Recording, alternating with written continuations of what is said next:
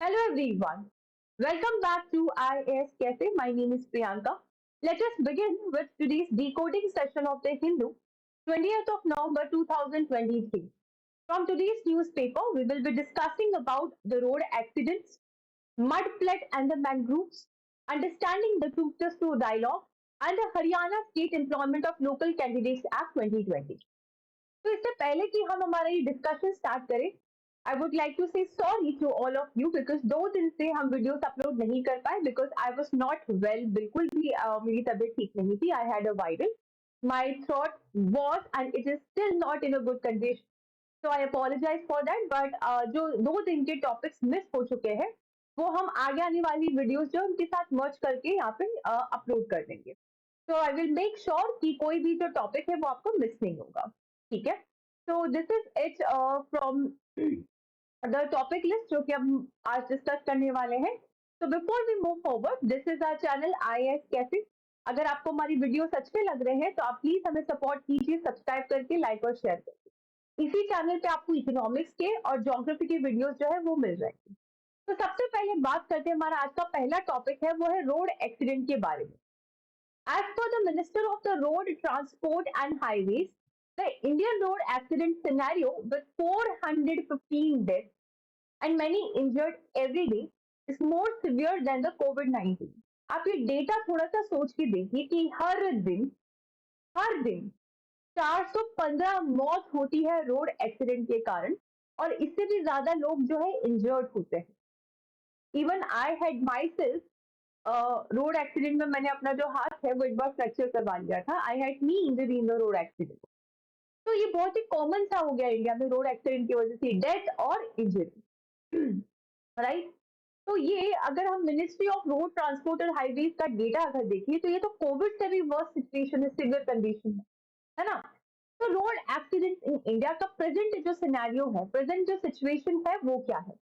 Over 1.5 lakh people died from the road accident in 2021, and this has been the trend for the several years.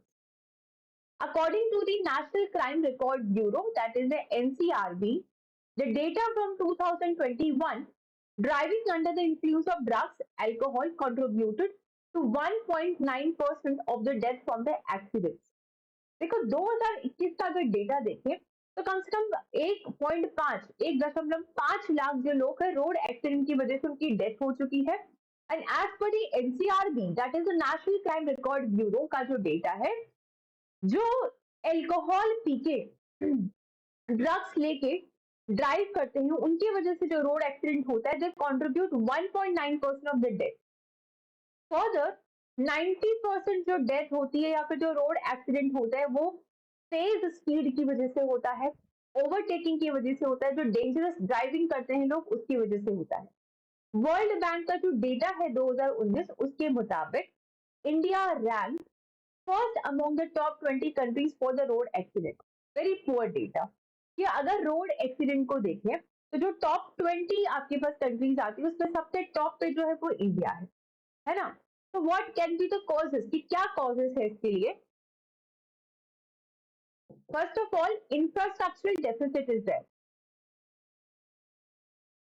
With respect to the roads, vehicles, the conditions are very pathetic. Poor visibility and poor road design, engineering, including the quality of material and construction, especially a single lane with a sharp curve.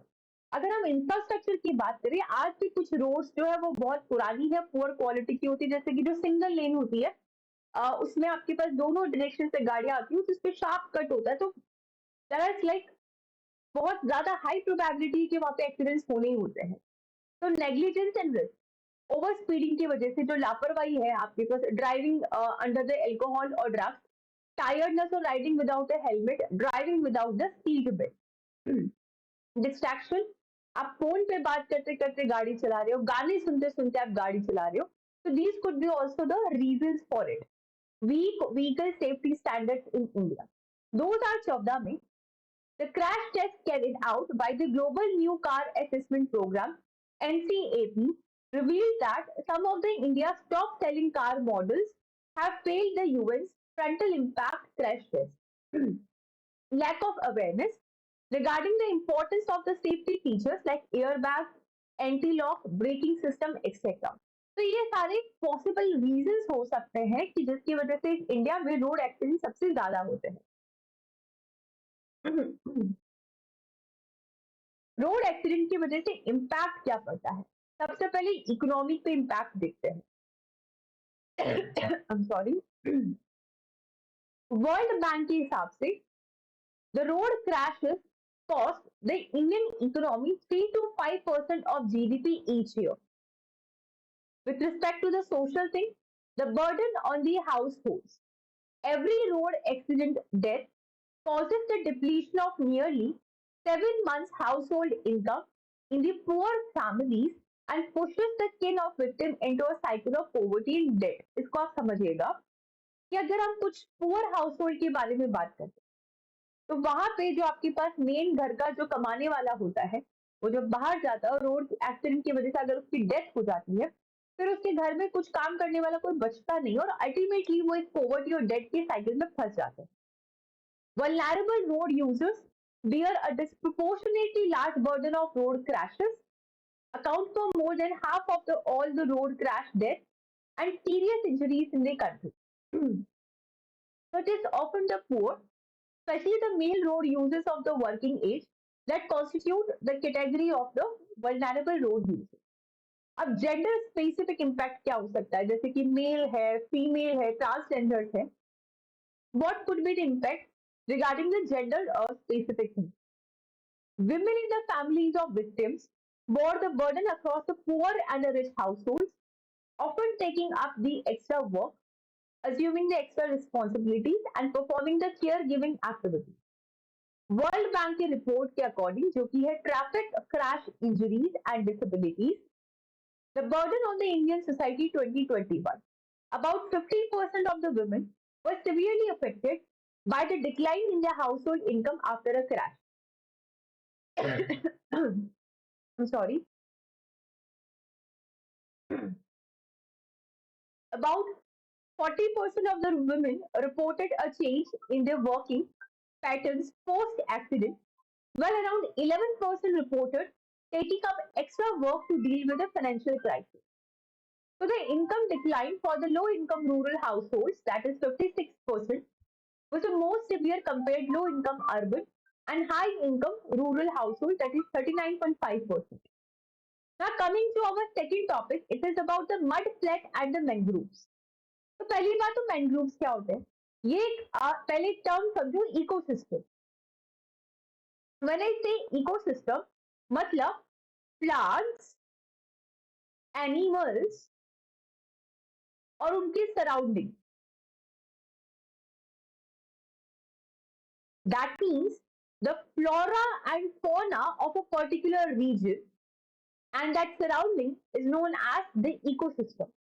इसी ecosystem में एक special तरीके के ecosystem पढ़ते हैं जिसको हम बोलते हैं मैनग्रोव्स।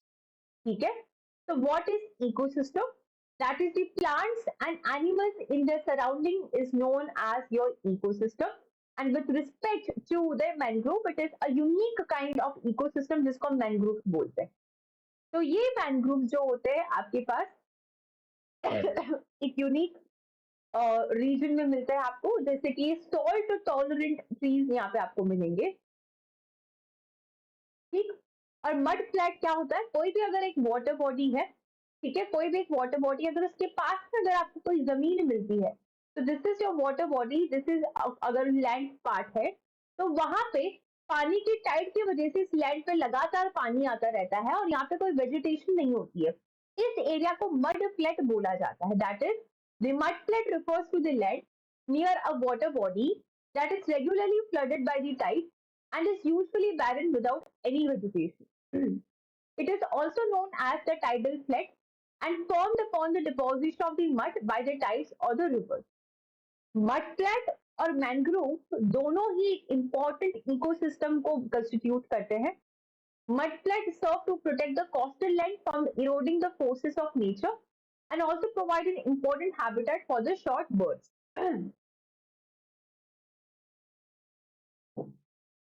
अगर हम मड फ्लैट की बात करते हैं तो Expanse of the mudflat in the estuary of the Kadalundi Puza river has reduced to about 1 hectare. तो ये एक रिवर है, उसका प्रोनाउंसिएशन अगर मैं गलत कर रही हूँ तो आई एम सॉरी। तो यहाँ पे ये जो एस्टुरी है, यानी कि जहाँ पे फ्रेश वाटर और खारा पानी मिलता है वो एस्टुरी होता है। तो यहाँ पे इस मड फ्लड का जो एक्सपेंस है वो 1 हेक्टेयर तक कम हो चुका है, और जो बचा है वो भी स्टैंड से कवर है, depriving the prey to thousands of the shore birds that migrate from colder climes in the winter to the west. तो it is the abundance of the prey, जैसे कि आपके पास यहाँ पे पॉलीकीट्स आते हैं, क्रस्टेशियंस आते हैं मड फ्लैट में, that attract a wide variety of migrant shore birds to the Kadalundi from places जैसे कि साइबेरिया है, लद्दाख है, मंगोलिया है, Scotland. If the mudflats are not protected and restored, the Kadalundi will vanish from the global map as a permanent destination of the migrant shorebird in a few years. अब mangrove का जो threat है उसके बारे में बात करते हैं। However, efforts are on to popularize the ecotourism in the Kadalundi Valikunnu Community Reserve by widening of expanse of the mangroves. The mangroves are unique type of the coastal ecosystem found in the tropical and subtropical regions. They are dense forests of the salt-tolerant trees and shrubs that thrive in the intertidal zone where land meets the sea. These ecosystems are characterized by the ability to withstand the harsh conditions, जैसे कि saline water होता है, tidal fluctuations है, muddy है, ऐसा soil जहाँ पे oxygen की कमी होती है। तो बेसिकली ये जो मैंग्रोव्स होते हैं उनके कैरेक्टरिस्टिक्स और फीचर्स है वो क्या है? पहली बात तो इनमें जो रिप्रोडक्शन होता है that is viviparous mode of reproduction. That means viviparity is the mode of reproduction जहां पे जो सीड होता है वो ट्री के अंदर ही जर्मिनेट कर जाता है और बाद में जाके गिरता है। तो एक तरह से आप एडेप्टेशन मान सकते हो, क्योंकि मैंग्रोव खारे पानी वाले एरिया में मिलता है। तो अगर सीड पहले नीचे गिरेगा फिर जर्मिनेट तो हो नहीं पाएगा सॉल्ट की वजह से, तो पहले वो प्लांट ट्रीज के अंदर जो है सीड जर्मिनेट करता है और फिर नीचे आता है। So you can say that the seed germinates within the tree before falling to the ground. This is an adaptive mechanism to overcome the challenge of germination in the saline water. Some mangrove species secrete excess salt through their leaves, while others block the absorption of the salt at their roots. तो as we said की जो mangroves होते हैं वो खारे पानी वाली जगह पे रहते हैं। तो एडेप्टेशन क्या करते हैं, या इनकी जो लीव्स होती है वो एक्स्ट्रा सॉल्ट को बाहर निकालती है, या इनकी जो रूट्स होती है वो सॉल्ट वाली चीज को एब्जॉर्ब भी नहीं करती। दे हैव स्पेशल रूट जिसको हम प्रॉप रूट या न्यूमेटोफोर्स बोलते हैं। Pneumato means false roots which help impede the water flow and provide support in challenging the tidal environment. India के अंदर परसेंटेज, तो as per the Indian state forest report of 2021, mangrove cover in India is 4,992 square kilometers, which is 0.15% of the country's total geographical area. Sundarban in the West Bengal are the largest mangrove forest regions in the world. It is listed as UNESCO's World Heritage Site. Besides the Sundarban, Andaman region में मिलेगा और फिर आपको गुजरात में भी ये मिलेगा। अब इसका फायदा क्या है? सबसे बड़ा जो इम्पोर्टेंट सिग्निफिकेंट है इसका बायोडाइवर्सिटी कंजर्वेशन के लिए, बिकॉज एक यूनिक हैबिटेट प्रोवाइड करता है बहुत सारी प्लांट्स और एनिमल्स के लिए, जहाँ पे ये प्लांट्स एनिमल्स ब्रीड करते हैं, nursery feeding grounds.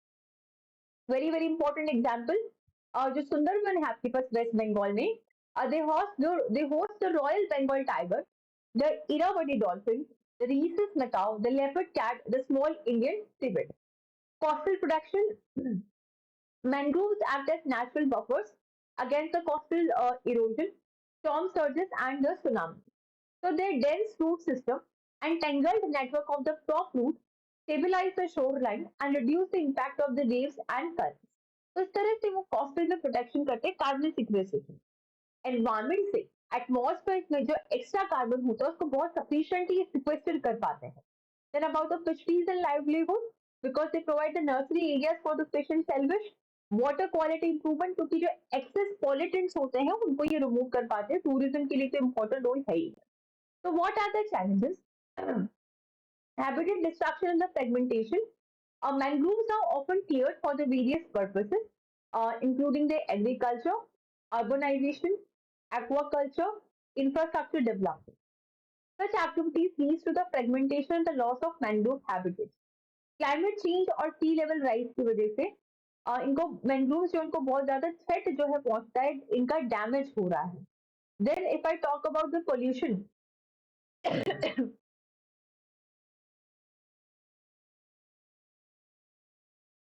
And contamination, pollution from the agricultural runoff, industrial discharges, and improper waste disposal contaminate the mangrove habitats. Lack of integrated management, the government initiatives related to the mangrove conservation. इसमें आपके पास Mishti, mangrove initiative for the shoreline habitats and tangible incomes.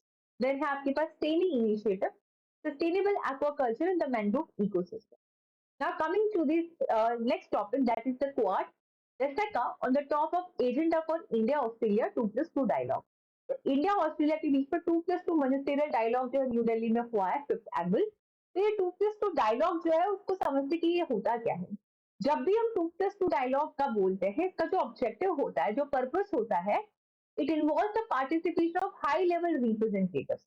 जो भी दो countries है उनमें सबसे highest level के जो रिप्रेजेंटेटिव्स होते हैं वो पार्टिसिपेट करते हैं. मोस्टली अब फॉरेन मिनिस्टर्स या फिर डिफेंस मिनिस्टर्स दोनों की जो कंट्रीज है वहां से. This format aims to expand the scope of dialogue and collaboration between these countries. Rationale क्या है इसके पीछे? To enable the comprehensive discussions on the strategic concerns, mutual sensitivities, political factors, जिसमें आप दोनों कंट्रीज के बीच में इंटीग्रेटेड स्ट्रैटेजिक रिलेशनशिप को किस तरह से आप इंप्रूव कर सकते हो उसके बारे में हम पढ़ते हैं. इंडिया के जो है 2+2 पार्टनर्स यूएस है, ऑस्ट्रेलिया है, Japan, UK and Russia.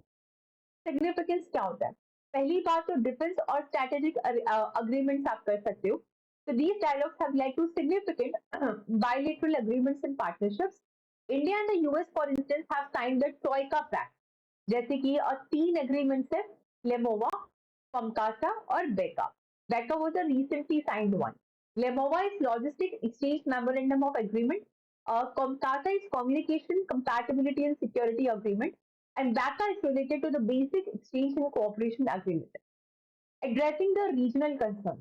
So in the face of the common regional concern, जैसे कि आपके पास China's increasing assertiveness है, 2+2 dialogues have become vital mechanisms for India and its partners to align their strategic interests. यहाँ पे Quad भी आता है. आप ट्रेडिशनल अलायंस को यहाँ पे एक्सपेंड कर सकते हो. So what is the conclusion? India's participation in the 2+2 ministerial dialogue with the key global partners underscores its commitment to the fostering the robust and multifaceted strategic relations. और ये आज की डायनेमिक वर्ल्ड ऑर्डर में it is very important. ठीक, तो ये था हमारा आज के डिस्कशन के बारे में. Again I am not well, तो शायद आज का वीडियो आपको इतना ज्यादा हैपनिंग नहीं लगा होगा. माई थ्रॉट इज नॉट वेल. कल तक आपके जो वीडियोस है वो टाइम पे आएंगे and with the same energy as it was. So till now thank you so much for supporting our channel. अगर आपको वीडियोस अच्छे लगे तो प्लीज हमें सपोर्ट कीजिए, सब्सक्राइब कीजिए, लाइक एंड शेयर कीजिए.